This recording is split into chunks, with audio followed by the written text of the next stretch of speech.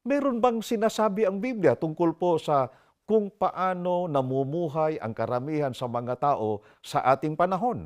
Ang babasahin ko po sa inyo ay pahayag ng ating Panginoong Hesukristo na nakasulat po dito sa Lucas 17:26 hanggang 30.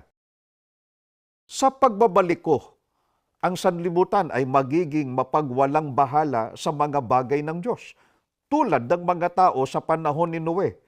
Kumain sila at uminom at nag-asawa, ginagawa ang lahat ng bagay na karaniwan nilang ginagawa.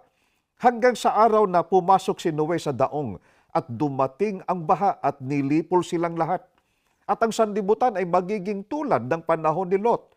Ginagawa ng mga tao ang kanilang pang-araw-araw na gawain, kumakain at umiinom, bumibili at nagtitinda, nagsasaka at nagtatayo.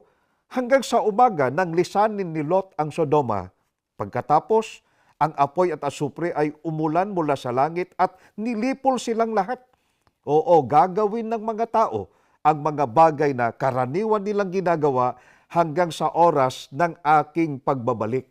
Ayon po sa ating Panginoong Hesukristo, sa Kanya pong pagbabalik, ang sanlibutan po ay magiging mapagwalang bahala sa mga bagay ng Diyos. Gaya po ng mga tao noon sa panahon ni Noe, bago dumating ang malaking baha. At noong panahon naman ni Lot, bago winasak ng Diyos ang Sodoma at Gomora.